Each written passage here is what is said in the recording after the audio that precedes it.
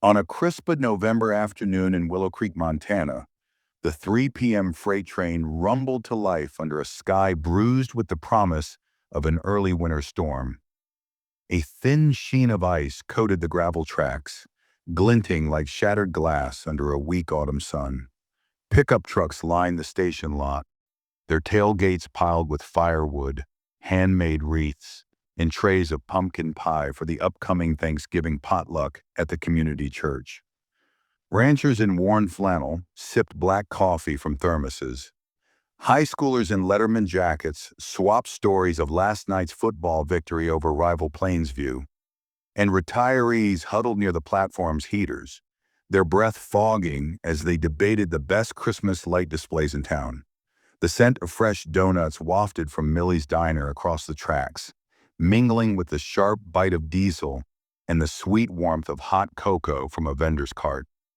Laughter erupted as a group of teens near the ticket booth teased each other about a fumbled touchdown, their voices echoing in the crisp air. A snapshot of small-town life where folks still waved howdy and shared recipes for apple cider. Into this vibrant scene stepped Ethan Hayes, a 25-year-old with weary green eyes and a heart steeled by hardship. His weathered face bore the lines of years spent juggling odd jobs: gas station clerk, farmhand, night shift stalker at the local Walmart, while caring for his late mother, who'd lost her fight with cancer 2 winters ago. His sandy hair peeked from under a worn baseball cap, a keepsake from his older brother Nate, killed in a lumber mill accident 3 years prior.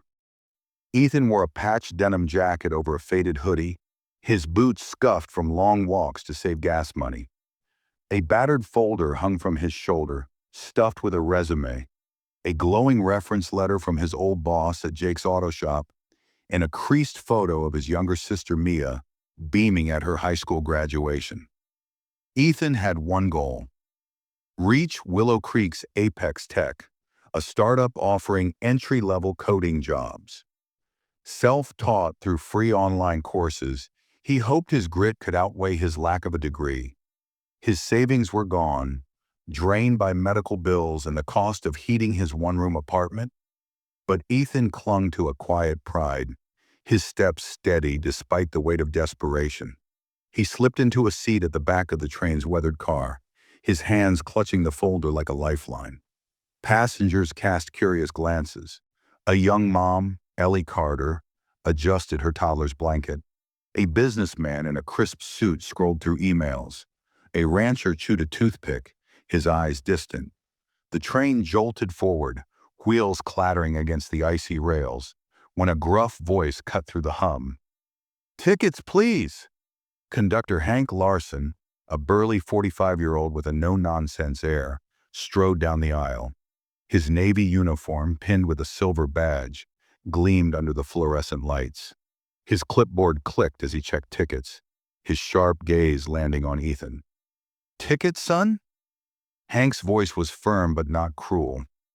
Ethan's words came out soft, barely audible over the train's rumble. "Sir, I don't have one. I'm out of cash, but I need to get to Willow Creek for a job interview. It's my last shot." Hank's jaw tightened, his eyes narrowing. "No ticket, no ride. Rules are rules. You're off at Pine Hollow." A heavy silence blanketed the car. The teens by the door stopped joking, their eyes darting between Hank and Ethan. Ellie pulled her stroller closer, her lips a thin line. A retiree, Walt adjusted his glasses, staring out at the snow-dusted fields. Ethan's voice trembled with desperation. "Please, I'll pay you back. I've got nothing left, but this job could change everything." Hank shook his head, his tone clipped. "Everyone's got a story, kid. You're holding us up."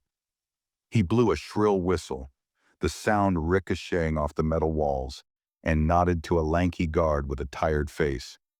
"Escort him off at Pine Hollow. No freeloaders." The guard nodded, moving toward Ethan.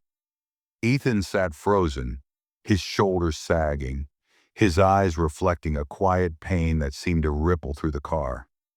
The passengers shifted uneasily. Some scrolled on their phones. Others whispered. A teen in a Letterman jacket, Jake, smirked, muttering, "Thought this was a free ride, huh?" His buddy Tyler chuckled, snapping a photo for Instagram. A rancher in a red flannel, Tom, leaned back grumbling. "Come on, kid, don't make a scene." The words stung like frostbite, but Ethan stayed silent, his gaze fixed on the icy window as the train slowed at Pine Hollow. A desolate platform flanked by barren fields, the wind howling through leafless cottonwoods. Hank grabbed Ethan's arm, his grip steady but not harsh. "Let's go, son. Walk to Willow Creek if you're that desperate." No one spoke up.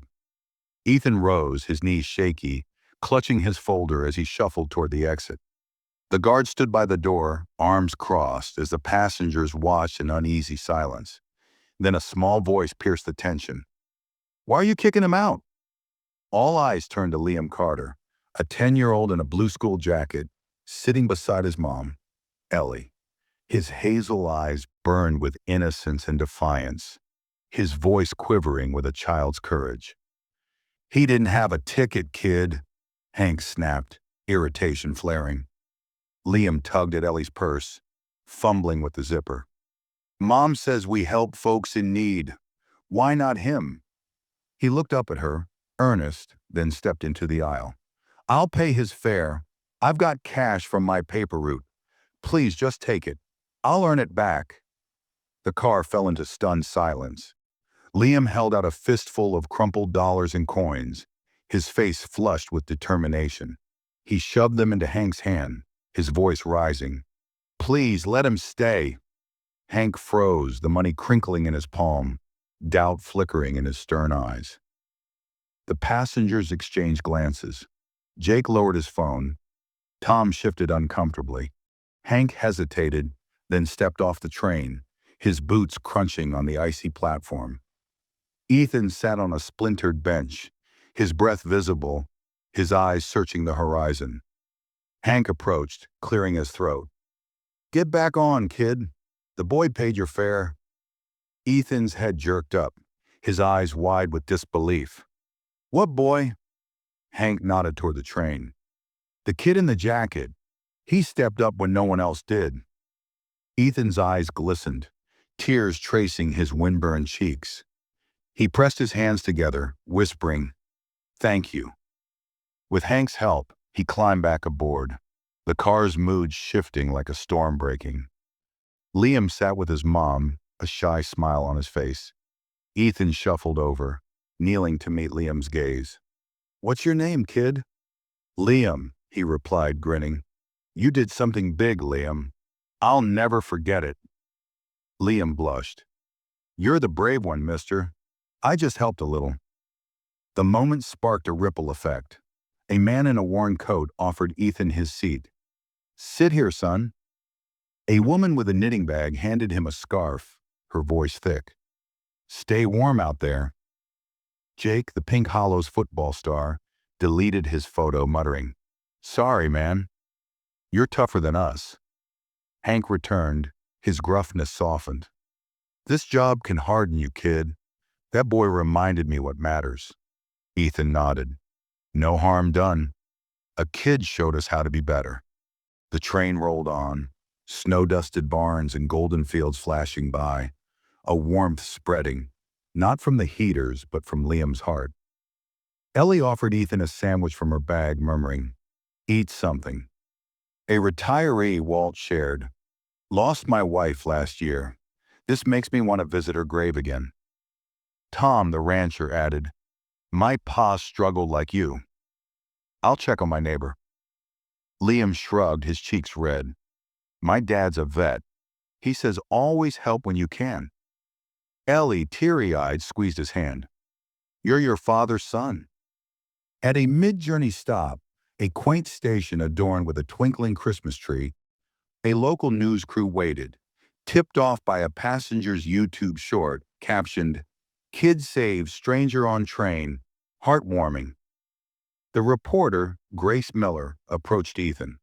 "Can we share your story?" Ethan nodded, his voice steady. Passengers began to open up, Walt vowed to volunteer at a veterans fundraiser, Tom to help his struggling neighbor, and Jake offered to tutor Ethan in coding basics. "I messed up," Jake admitted. "Let me make it right."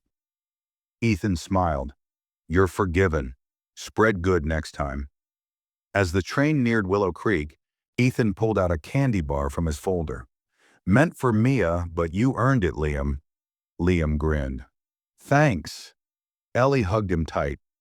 At the station, Apex Tech's CEO, Matt Reed, waited, having seen the viral clip. He shook Ethan's hand, offering an interview. The story sparked a Hope for Jobs fund, fueling community-driven hiring in Willow Creek.